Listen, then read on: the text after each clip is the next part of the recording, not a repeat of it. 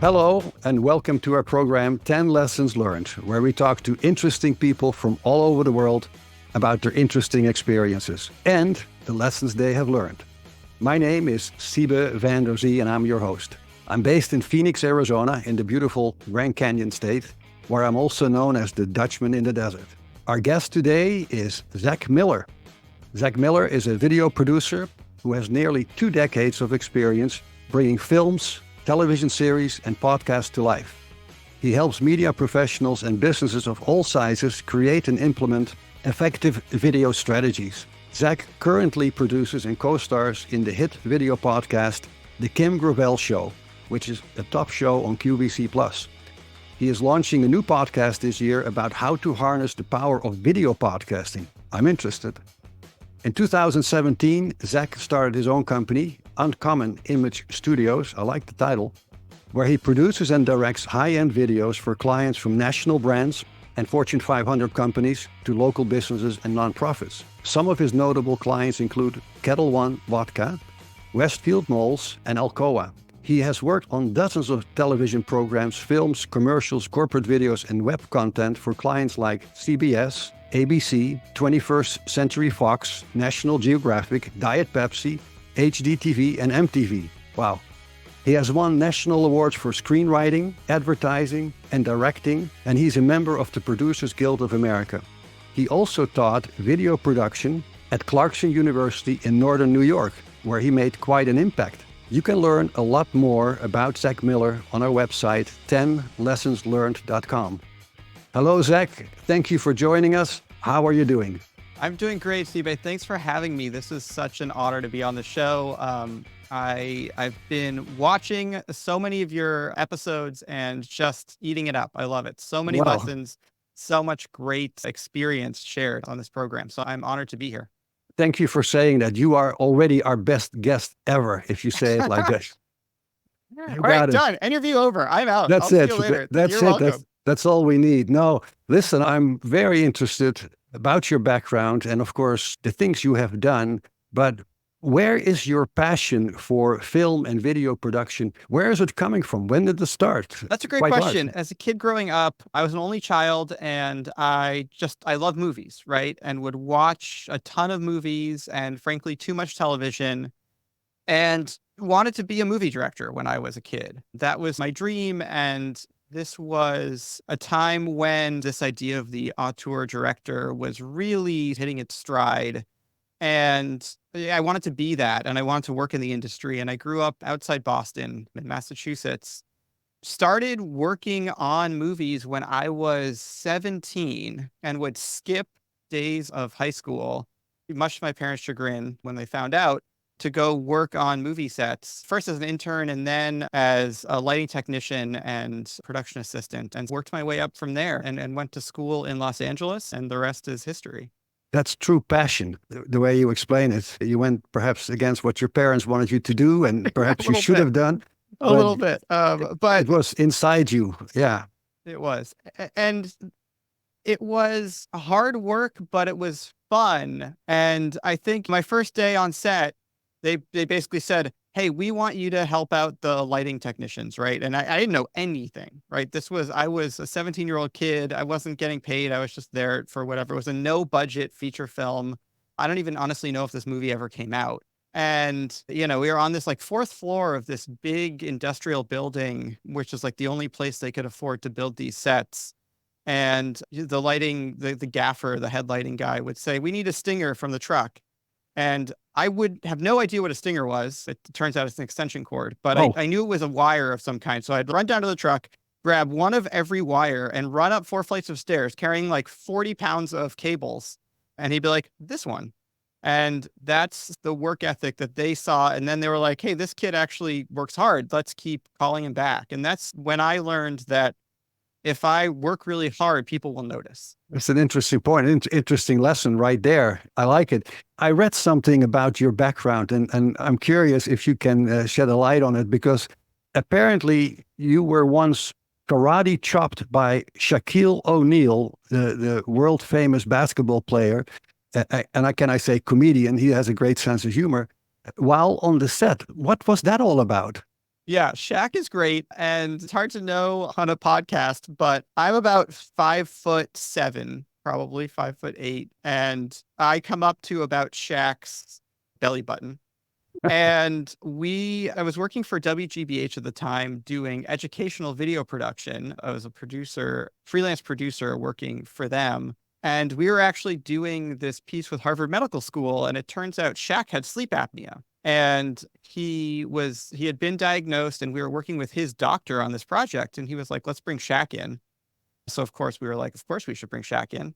So we shot for the day with Shaq, and honestly, we were recording something else, and I'm hanging out in the hallway, and Shaq and a couple other people were there.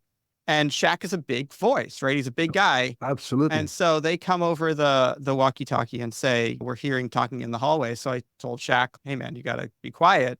And he jokingly just turned around and gave me that. And as a joke, because honestly, if he Sure, really tried, sure. I wouldn't be here right now. It's a Shaq Fu situation. But no, he was lovely to work with. And despite being karate chopped by Shaq, I survived. If you talk to Shaq, tell him I would love to interview him for a podcast. Let's see how that goes. But Yeah, it turns out I would love to interview him for my podcast. yeah, So I get exactly. first We dibs. all do. We all do. We have a few other people on that list, but we're going to talk about your 10 lessons you have learned in your life and in your career. I want to ask you another question before we get to that. Sure. Can you think of perhaps a failure in life that you have experienced, but that you have learned from? Yeah, that's a really good question. And I think, I was telling you before we started, I'm obsessed with this idea of a failure resume, right? And many of us know this. You learn more from the failures than you do from the wins.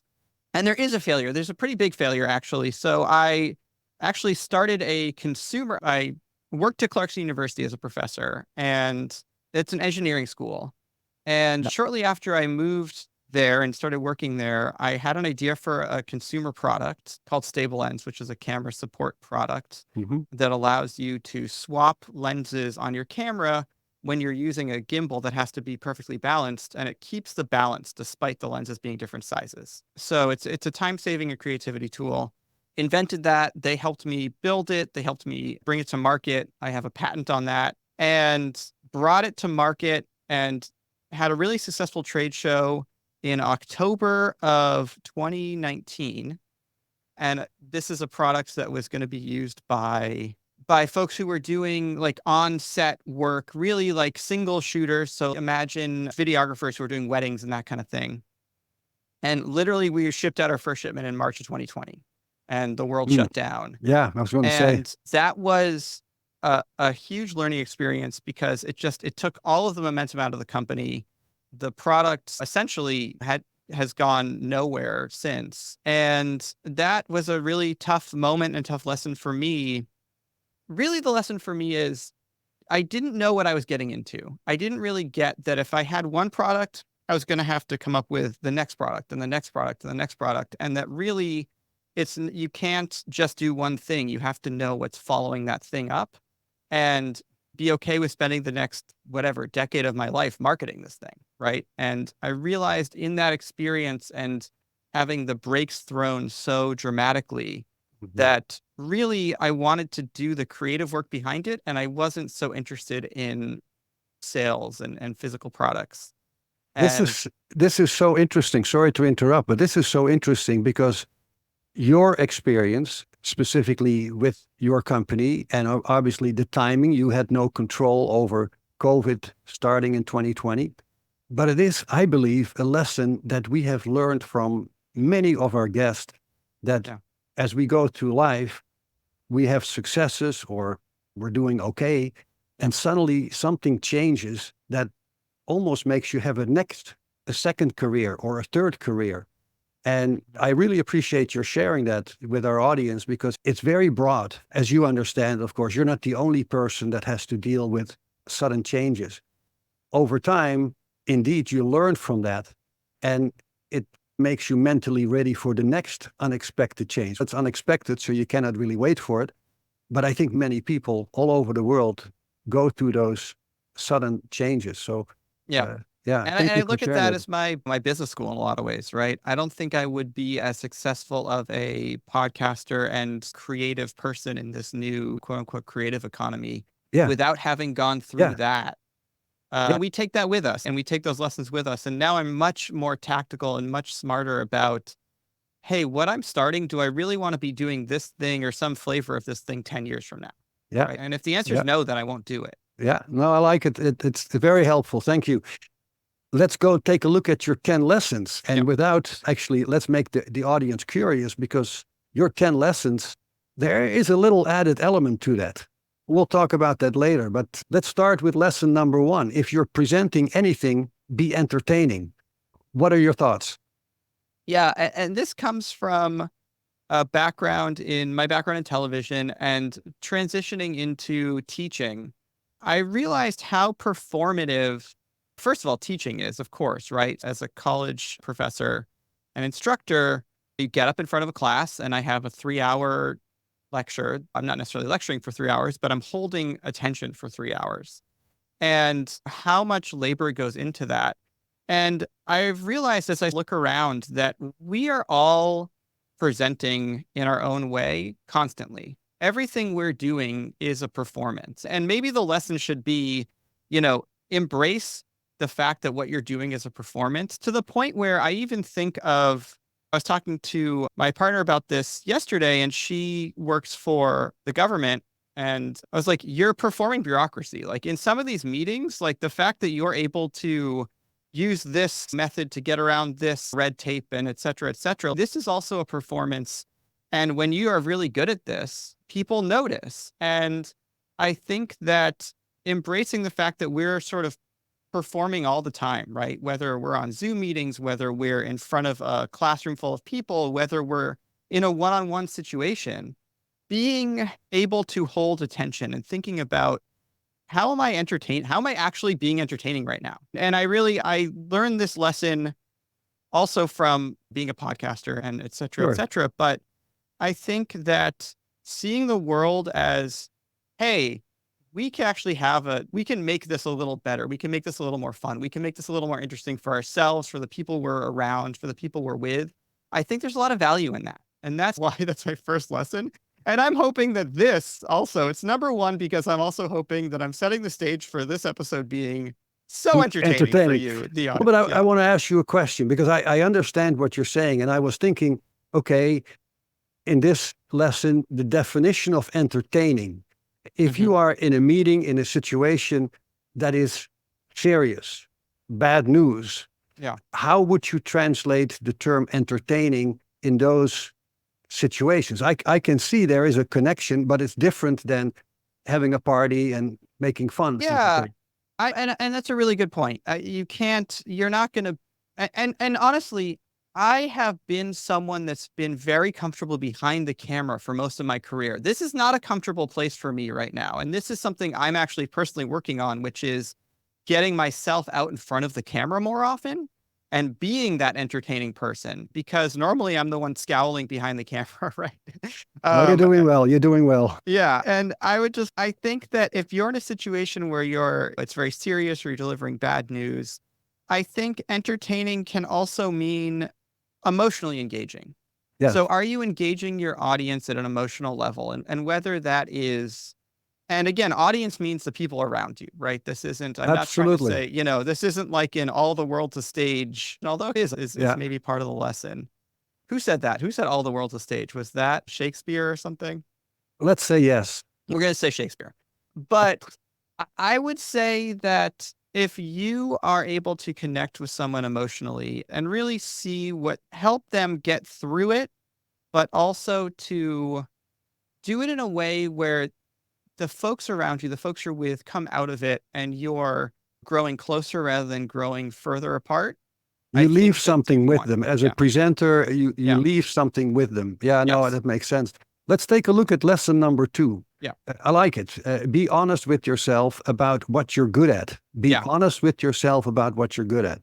So this comes from my producing background, and the lesson boils down to, I think about a lot of things in terms of as a producer, right? And what that means is, if I'm working on a television show, and a lot of times I'll have or whatever the project is, some creative project. There are folks out there, like I'm a pretty good camera guy. Like I can shoot stuff, I can do it. There are folks that do that all day, every day. That's all they do. They are just camera people. The person who edits my podcast, all he does all day long for different clients is edit and edit. So I am really thoughtful about what am I actually really good at? What is the secret sauce that Mhm. I bring to this that you can't replace, that no one else can do? And then everything that doesn't fall in that bucket, though, like, I am the best in the world. Like, I can't imagine someone doing this better than me in this context for this project. And literally everything else I try to have someone else do who is better than I am at it. I like it. It makes sense. As human beings, most of us, we can do a lot of things. But if you think about where you have talent, and especially I think of people who are creative, you Yeah. cannot educate yourself and become creative. That's between your ears, right? It's in your head.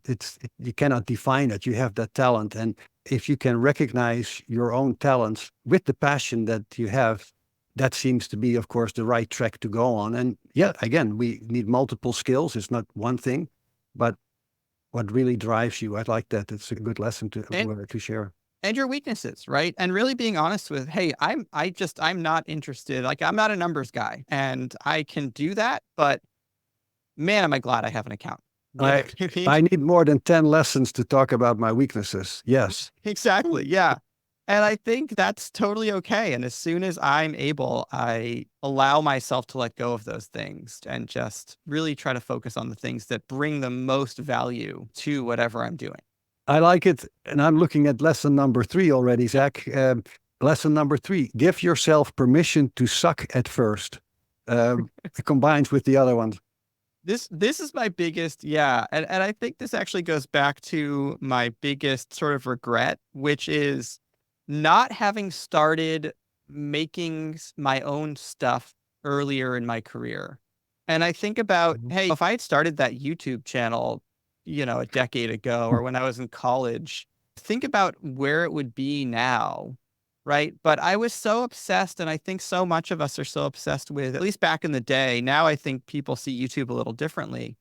But back in the day, it was like, oh no, I work in the real TV film industry. I'm not doing this. I'm not some amateur on YouTube. And we were also, I don't know, pearl clutching and trying to differentiate ourselves from that because it just felt so amateurish. But now that's really where it's at. And I think that the entire way that we're telling stories as a society is changing. Mm. The entire way that our entire sort of media field, and we can talk about the changes that I'm seeing overall in media, but I think that allowing yourself to spend the time just making the thing and not being worried about how it's perceived and how many people are watching, how many likes you're getting, this is more about a personal best, not about, you're the best in the world.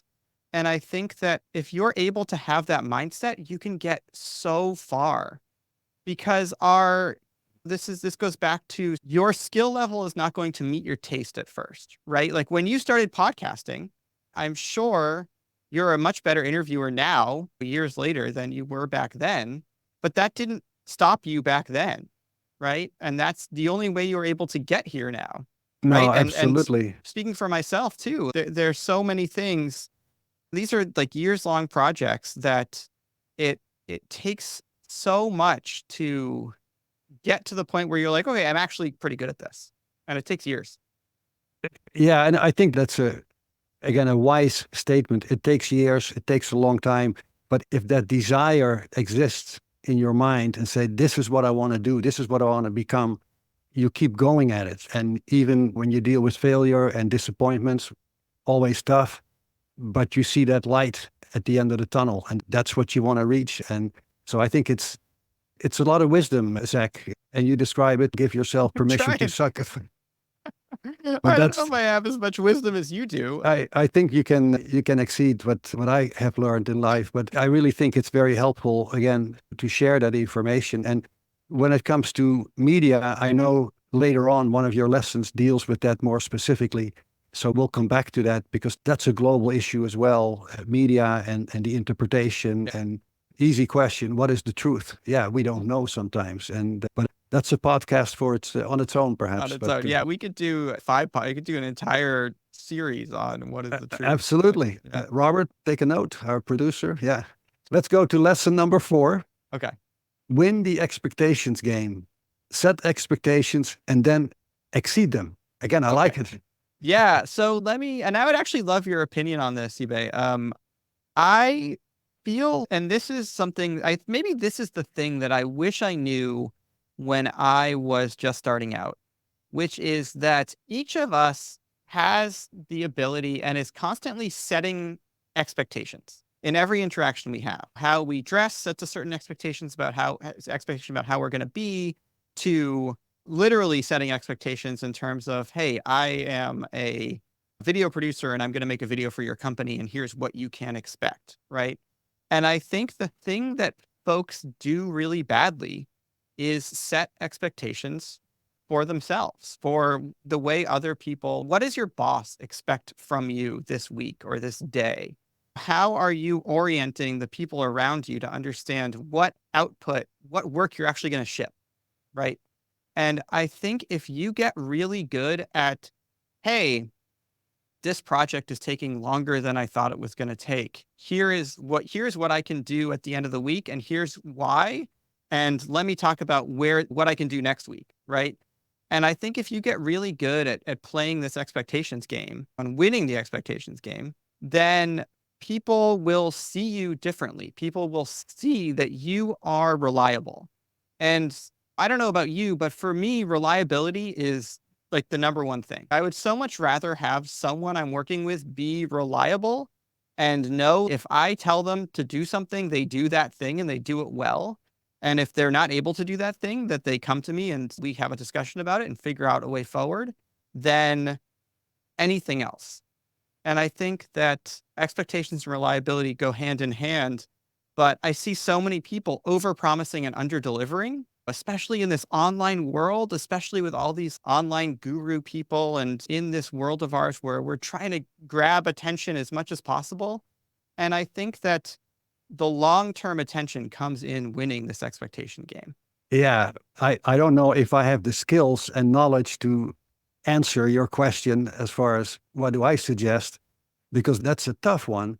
But I do think, and I do agree with you, that integrity is the number one aspect. And especially if there is a lack of integrity, if you become aware that someone has some issues or has done something that you do not approve of, it's very difficult to forget about that. That kind of is like a broken cup. You can glue it together, but that crack is visible. Yeah. I think also important for many people, and that's part of up and coming professionals, and people have gone through journeys, that you become aware of something. You put it in a broader perspective. I'm here at this stage compared to where I was, or things have suddenly changed. I have to make adjustments. And I think, again, I'm not a professional psychologist here, but these things happen to all of us all over the world. Things change. And if you have unfortunately, perhaps, or fortunately experienced change, then you can learn from that and take that with you, and something else will happen. And okay, I have experienced financial crises around the world. If you lived in that era, you went through it. Of course, here in the United States, 9/11 had a massive impact. Yeah. There are other examples, and COVID is another example worldwide. And there are, again, many more examples of that, but we learned from it. And I think that's, again, the concept of wisdom. You learn lessons and you share it, as you're doing, with up and coming professionals at any age, we like to say, because old people like to learn. Believe me, I'm old. I like to learn. And everyone should, right? Everyone should have that learning mindset. But even when it occurs to me as you were saying this, I know this show has a very much an international audience, and I think cross-culturally too. We go into new situations and we have certain expectations that are then different. We think a meeting is going to go a certain way, but we're in Asia or something, and the expectation for what a meeting is a little different, or whatever the case may be. And I think that if you are able to be flexible and you are able to adjust your own expectations of a situation, that's just as powerful. Yeah. And indeed, it starts with, as I said, with awareness. You become aware that you don't know everything and that you understand that in certain countries, behavior may well be different without knowing exactly what that difference is. Yeah. But it shows basic respect instead of going in a new country and say, they should do the way we do our things in our country. That Yeah. typically doesn't work. So I truly believe it's awareness, and you make adjustments, and negotiating in foreign countries or managing people in foreign countries. Ultimately, of course, problem solving in other countries, as we know, that's the most complicated. But yeah, great. You make me think and make me talk, but I'm going to ask you Yeah. about your next lesson. Well, No, that's the point, right? You think outside the box. But it's yeah, I so just good. think I think of everything as what expectation am I setting with this person? And then how am I going to exceed that? And it works. It really does. Yeah. Lesson number 5, I think, fits quite well with what you're saying. Lesson number 5, standing out is 99% about your attitude and reliability. And this comes back to, again, I worked in television for over a decade. And when you work in television, all of us are freelancers for the most part. I worked for some bigger companies, but it was always a contract by contract basis, right? And I worked my way up from production assistant to assistant production coordinator to production manager. And once you get to production manager is the highest below the line credit, right? And if you're above the line, below the line in TV is above the line folks are the key creatives. So that's actors, directors, producers, some of the key department heads, production designer, that kind of thing, cinematographer. Below the line is everyone else, is the whole crew. The production manager is in charge of everyone else, basically. And I would work with a constant churn of 20-year-olds, right? Just like churning in and coming onto set as production assistants. And I say 20, just it's starting out in their careers, right? Right. And I would say to a lot of them, we'd be on a show and there'd be 8 or 10 production assistants, right, on that show. And I would say, hey, look, I'm like, we're all going to work together. We're all going to grow together. But at the end of the show, there's probably maybe 1 or 2 or maybe 3 of you that I'm going to bring with me to my next show. And it is 99% about your attitude. If I ask you to go and take out the trash and you're able to go and do it with a smile on your face and you do it right away and you're not like, all right, yeah, I'll go take out the trash. I don't want to be the person who's dealing with that. The trash has to get taken out, man. I did it for years. You have to go do it now. Right. And it's the person that you want to work with that you're going to work with more often. Right. Especially in these freelance situations. And I think just being honest about that and being like, hey, you know what? How can I be someone that everyone around me wants to work with again? Because that is my livelihood. That's how I'm going to get my next job. And I was really lucky, but also, like I said, hardworking. And I was never not booked. I basically worked for about a decade in the film industry as a freelancer. And I can't think of more than maybe a month I had between gigs because I took it very seriously. And I was very serious about being the person on set who was always reliable and always had a good attitude, right? And did whatever I was asked to do within reason with a smile on my face. And that makes such a difference. I had to think of actually a specific management guru, Jack Welch, and he makes it very clear when he, in his era, considered management people for management positions, he was looking for energy. It was the first E that he said, energy. And when you describe a situation where there's some trash that needs to be taken care of, you hope that the individual says, oh, let me take care of that. Right. Or secondly, if you say, hey, can you take care of it? That they, of course, one of the other E's, and I don't want to expand on it too far, but is energize, because it's not only you have the energy, but you have to be able to get your team energized. Yeah. So I completely concur with what you're saying, and it's extremely relevant to apply that. I want to take a little side note for a second. We are talking today with Zac Miller, a highly successful video producer with nearly 2 decades of experience producing films, television series, and podcasts, sharing his 10 lessons learned. I want to thank our affiliate partner, Audible. Audible is an amazing way to experience our program, 10 Lessons Learned, but also books and other podcasts, allowing you to build a library of knowledge all in one place. You can start your free 30-day trial by going to audibletrial.com/10 lessons learned. Again, that is audibletrial.com, 10 lessons learned, all lowercase, to get your free 30-day subscription.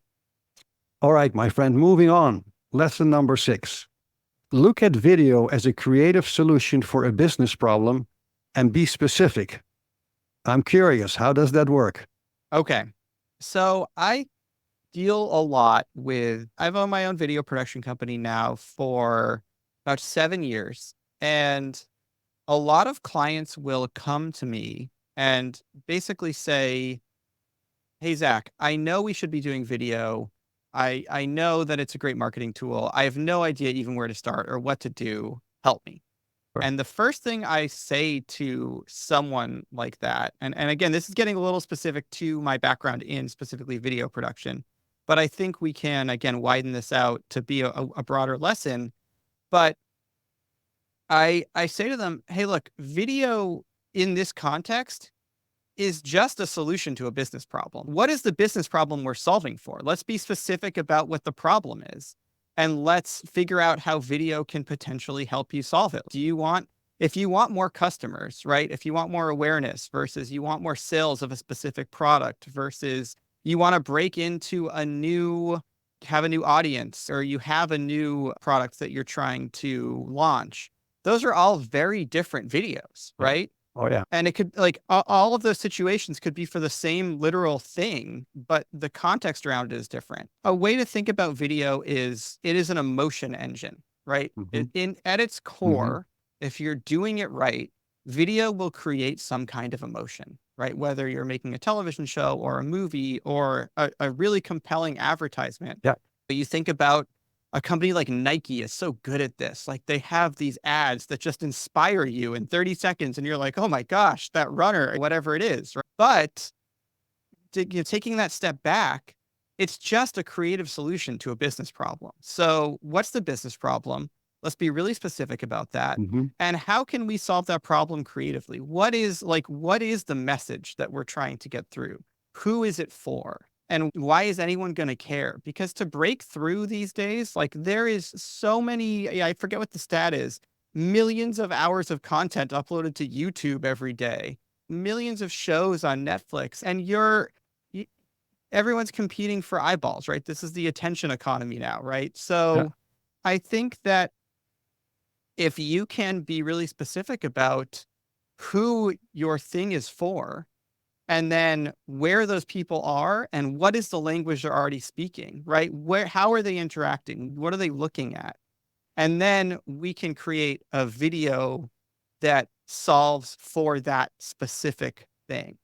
And so video is a creative solution to a business problem, and not just video. Like, there are tons of obviously creative solutions for business problems, but by creative solution, you're literally creating something. You're creating some kind of art that is going to work for your business. It seems endless, the audience. I can think of so many different categories. It could be generational, it could be professional. There are so many elements, and indeed the power.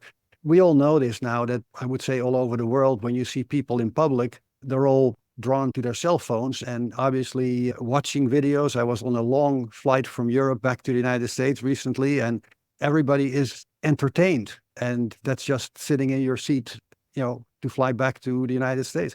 Amazing to see that, but potential obviously for people like you, because we need it, and you can produce it. So I like it. I want to move to lesson number 7. Don't race to the bottom and commoditize your creative work. I have all kinds of thoughts, but glad to leave it up to you. I kind of want to hear your thoughts. This one is not that complicated. I think this is a lesson that I learned the hard way as I was trying to figure out. Let me put it this way. When I started my business, and I started my business basically partially because of work-life balance, right? I was the production manager on Big Brother, a big TV show on CBS, which probably the international audience knows because there's some flavor of Big Brother, it seems like, in every country. Yeah. And the move-in day for Big Brother was, so the first episode, the season premiere, was literally the same day that my first daughter was due. Hmm. And as the production manager of that show, I don't get to take that day off. It doesn't really matter. If I don't show up that day, I'm pretty much fired. Tough one. You can't square that circle. And the year before, I think I had been there for something like 22 hours in a row on move-in day. And so I got out of that. And when I started my own company, I very quickly realized that the business model of work for hire video was pretty broken, right? And I saw so many other companies get really big, do a really good job making videos for clients or even TV shows or whatever, and then go bankrupt, right? Because whatever, their biggest client leaves, or you're no longer the flavor of the week. What you're doing just isn't as interesting anymore, and people go somewhere else. And there seems to be this, at the same time, race to the bottom, right? Everyone is trying to compete on the wrong terms. Setting prices is like one of the hardest things you deal with as a freelancer, and just being like churning out the same stuff over and over again and getting really into making a certain type of thing. And I found that to be really tough. I found this idea of, I'm commoditizing my work. I'm making a certain type of video for a certain type of client, and I'm making that over and over again and wash, rinse, repeat.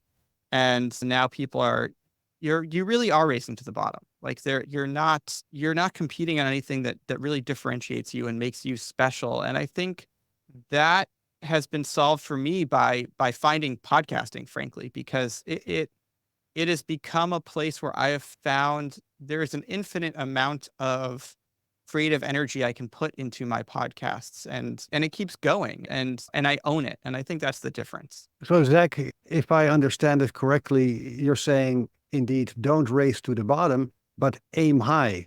So don't race to the bottom. Don't race to the bottom, and don't compete. If you can get away with it, don't compete on price. Just don't. Yeah. I just found out, okay, this is fascinating. This is just as an aside. We have a new booking team on the Kim Gravel show this is a team of an agency that books celebrity guests for shows, like at the level of doing talk show, like big talk shows and TV shows and things like that. Sure. And they were telling me that for some of these A-list celebrities, when they go and do a press junket and they're all day for whatever new Netflix show or whatever it is, I'm just using Netflix as a random example. They didn't name any names, but they said their hair and makeup team that they bring with them can get paid as much as $60,000 a day. How much do you pay your team? I do not pay my team $60,000 a day. That blew me away. I think that's the highest end. But to me, that is a very definition of you're putting yourself in a class of one, right? There's maybe only, how many makeup artists could possibly charge that rate in the world? Maybe 3 or 4. Yeah, no, I hear you. And again, it's part of your industry. For obviously many people that have a job, a regular job, a career, they don't have to deal with those special issues as a makeup team. If you have a meeting with the boss tomorrow, you don't need a makeup team to get ready for that. But I understand in your industry, you definitely need that, and that makes sense. I'm very curious about the next lesson because we touched on it a little bit. Yeah, we can talk about this next one for about 100 hours. So I know, you might have to stop me. It's good stuff, and it definitely keeps me thinking about it. But lesson number 8, media is changing. Is this real? Is the wrong question to ask. Who's telling the story? This is loaded, right? This is loaded. And I honestly, there's so many directions I could take it, because I do think that this idea that media is changing and asking, is this real, really is the wrong question, right? And we're entering this sort of world of generative AI, right? We're already there, but we're going to see more and more of this. And I see so many people saying, okay, this generative AI stuff, this isn't real. And therefore it has less meaning and it's not as valid somehow as something that actually happened. And that is true. Like people talk about, oh, we're living in this post-truth era. Like, I don't believe that, right? I believe truth exists, right? This idea of post-truth I think is disingenuous. And I think there are certain people pushing this idea for their own agendas. But I also think that having worked in unscripted television, e.g. reality TV, for a long time, on a lot of different shows. I can tell you right now that it doesn't matter what actually happened on set. If the producers want to portray a person in a certain way, that will happen. That Hmm. they can tell the story however they want, right? I already have come from a background where X thing can happen, and then we can edit that in such a way that it looks like it happened in Y way, right? Whether or not I've never been on a show where they fully whole cloth made up something that didn't have any thread of realness to it, but they definitely can set up situations and then ask leading questions and then edit in such a way that they're creating a reality, right? Whether or not, and from things that actually were real and really happened, right? We're already in this world of manufactured reality in the media that we're consuming. Generative AI is just one more step in that. And I actually think it's really good that it's so obvious on its face that, hey, this is ones and zeros, guys. This never actually happened. This image I'm looking at isn't real. In fact, the image behind me that you're seeing right now is a green screen and B, an AI generated image, right? That this room does not exist in the real world, right? And it never has. It's not a photo, But right? aren't we dealing with new emerging technologies? And yes, AI has been around for a while and it's becoming now, let's say, to the surface. More people are using it on a Yeah. daily basis. But I still think that the vast majority of global population, but pick a country, they have not Yeah. been made aware. They could easily be fooled by information that they see or hear, et cetera, et cetera. And Well, definitely, I'm not the expert, but I hope there will be some management of some of those technologies because it could be dangerous. I agree. I completely agree. I think AI regulation and some regulation of this technology, especially in certain places in politics and other places that could have very real world, very scary, frankly, consequences, especially because what AI really is, it is an acceleration generator, right? It can Yeah, accelerate an idea more quickly and at scale in a way that we've never seen before. But that gets to the second part of my lesson, right? Who's telling the story? And I think yeah. that is really the question to ask, not whether or not this is real, No, I agree. because I it's agree. being presented as reality. So whether or not it's real, like this goes to, let me put on my professor hat for a second. Viewers make meaning. Okay. You can make a video, you can make a podcast. 10 people will watch, more than 10 people, but let's say 10 people watch this podcast episode and they will all get something different out of it, right? You ask them afterward, what did you take away from this? 9 times out of 10, they'll all say something slightly different or very different, Yeah, right? yeah, And so we already have this idea of viewers making meaning. In other words, you don't get to control what someone gets out of the thing that you're making, and you have to give that up as a creative, right? When you're presenting something as reality, whether or not it is quote unquote reality, and the idea of reality has been already, I'm skeptical of anything that's being presented as reality. Even in documentary film, you have to think about what is the filmmaker coming from? This goes back to, let's take it back to this idea of fake news, right? Who is who is even in the media? And again, I very much believe in the media and I believe that there are people doing incredible work in trying to do very rigorous reporting on a lot of things. And there are folks who are trying to make it seem like you can't trust anything. And that's not the case here. I think it's just about whose perspective are you seeing? Whose perspective are you understanding? If you can know that, then I think you can decode why you're being presented with the information you're being presented with. So rather than ask, is it real? Ask, who is telling me the story and why? And I think you will come out with a more useful way of understanding that piece of content. Does that yeah. make sense? It makes a lot of sense, Zach. And I have to think about growing up as a little kid in the Netherlands.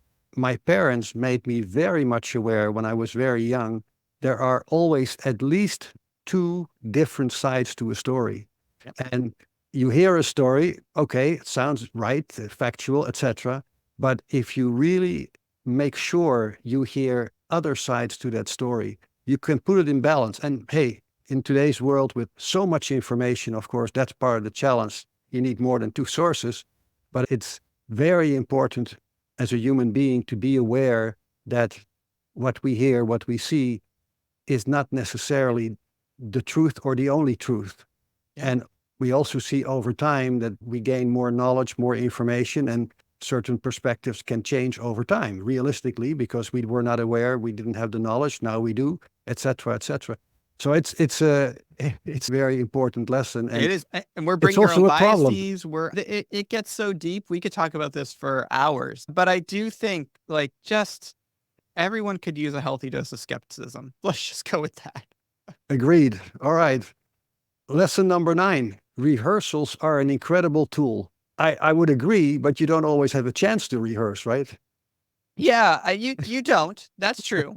But I do think that a lot of folks don't take the opportunity to rehearse Mm. when they have it, right? And I saw this a lot with young people when I was when I was teaching. We would have presentations or something like that, and the stakes would be relatively high, and they would present work, and under a little bit of scrutiny, it would come out like, oh yes, this thing I've written, and was going to say in front of the class, like I've never actually said it out loud before. It's, hey, you know what? If you're going to write something and say it out loud in front of other people, just read it out loud to yourself at least once, right? This is this idea of a table read, which is something that we do in movies and television, which Mhm. is at a certain point, you just need to get everyone together in a room and read the script out loud. Folks are going to stumble over certain things that could be beautifully written, but they're just not written quite right for that person. Yeah. And I think that we live in a culture that is, again, so go and so values folks who have the confidence to just stand up and start talking. And we aren't necessarily paying enough attention to what we're saying and being thoughtful about how we're presenting. And I think with a little bit more thought behind that and a little bit more rehearsal in our lives, and even rehearsing things that aren't necessarily, we started with this idea of we're presenting almost constantly in our lives, right? And I think there are ways to rehearse things that you wouldn't think to rehearse, but if you do it, if you're thoughtful about how am I going to do this, and you think through the steps at least, you will find yourself enjoying the process of that a lot more. Yeah, again, if you think about people have an opportunity to train their brain, and I use always as a simple example, the way you go through traffic, whether you talk to someone in your vehicle, or you're listening to the radio, to a podcast, of course, suddenly there's a green light that turns yellow and then red. It's not that you say, what's happening there? You got to stop. And so it's a simple example, but hopefully we all apply it, that if the light turns, then either you stop or it turns green and then you go, which can be annoying if they don't go. But it's an example of how we can train our brain in many situations. And in that sense, I look at that as well. That's a rehearsal. And right, and with traffic, hopefully you don't have to remind yourself, it's automatic, but it is something that you have to learn and apply. So I think rehearsals are an incredible tool. I completely agree with what you're saying. Rehearsals, and it goes into your idea, your what you just laid out made me think about also just this idea of creating processes for yourself, right? Yes, I have a yes, certain process that I follow when I make a podcast or I'm a guest on a podcast, right? yes, exactly. Part of the reason why airline flying is so safe is because there are these very rigorous checklists that pilots and ground crews and everyone has to go through, and they have to physically check it off, sign it, put their name on it. And that creates so little room for error, at least in certain parts of it, that flying is one of the safest things you can possibly do. There hasn't been a major airline accident in the US on a major carrier in years. Yeah, no, I agree. It's a good point. And I say it because I was just on a long flight. I wish they would apply the same rules as they apply in safety when it comes to customer I service. But agree with that. that's Just a real. nightmare now. Flying is a nightmare now. But But yeah. no, it's all good. Let's take a look at lesson number 10. I think we're there, but maybe not. Anyway, lesson number 10, overnight success takes a decade to accomplish. Be prepared when it comes. Yeah, I have seen it over and over again now from meeting folks who were quote unquote overnight successes. And these are people who were in the right place at the right time with the right set of experience, with the right audience to Mhm. when whatever that thing happened, whatever the situation happened that created the confluence of events that led to this ability to have this explosive moment in their careers or their art or their music or whatever it is, they were able to work it for themselves. And all of them, without fail, were working on that thing for 8 years, 10 years, 20 years, 30 years. No one there is literally no such thing as overnight success. There's no one that's going from zero, I am just starting this thing right now, to 6 months later, oh my gosh, I am one of the top in this field, whatever it may be, or in this wherever I am. That doesn't happen. It just Right. doesn't happen. People online are going to tell you it happens. People online going to claim that they did that. They did not. And I think that our culture and our society, especially with young folks, again, we're fed this diet of people online claiming that they have the answer for you because they're trying to get attention, they're trying to get eyeballs in this new sort of attention economy. And one of the claims you see all the time is, hey, look how successful I am. And either they're fooling you or, yeah, they're super successful because they're have a rich family or whatever it is, right? I was going But to say, how do you measure success? how do you Right? measure success, right? They're going to want to measure success on their terms and they're going to show you a certain sliver, right? And this isn't anything new. But I think it's worth taking a step back and just thinking about for yourself. Again, it goes back to this idea of what do I want to spend a decade working on, right? And that is really where I am in my journey, right? I've spent a couple decades making TV, making shows for other folks mostly, right? And now I'm transitioning to making this stuff for myself, having Mhm. ownership over it, not being behind the camera, being in front of the camera. And I think that I am okay with showing up online and being a little bit cringy right now. I have to be okay with that because I know that I'm not as good as I want to be at that necessarily in every case. But in order to get there, I need to get through this. And I want to be in a position where, however many years from now, someone will look at me and say, wow, where did Zach come from? He's suddenly Well, everywhere, and right? Zach, it's wisdom. A very wise person said rehearsals are an incredible tool. Yeah, That I was wonder your who said lesson that. lesson number 9. And so it's very consistent in what you're saying. But I have another question. Okay. We are approaching with our podcast, 10 Lessons Learned, 150 episodes. Nice. And we Congrats. continue. We keep going. We have a great team. We keep Yep. going. For all I know, we've never had any guests that presented their 10 lists and they consisted of 11 lessons. Now I we was the have first one. we I have Zac brought Miller. 11 lessons to 10 lessons learned, and I'm proud of it, damn it. Definitely it stands out. Overnight success. Here we go. Your lesson number 11, which is part of 10 lessons learned, but obviously you will explain it. Lesson 11, always allow yourself the option to edit something out that isn't working. Yeah. It brings a This smile to my face, but please Okay, so explain. and the reason why this had to be the 11th lesson, by the way, is the idea here is that if I'm bringing 11 lessons and let's say lesson number 6 was just a dud, like it just whatever, it was a boring answer, like it happens, whatever, it happens. It happens to everybody. All right? Then you have the ability to cut that one out, use lesson 11, and you still got 10 lessons so you can fulfill the promise of the show. And I brought this 11th lesson for that reason, just so all of us can take a step back and not take it so seriously and just, again, allow yourself to just embrace the fact that not everything we do is going to be perfect, right?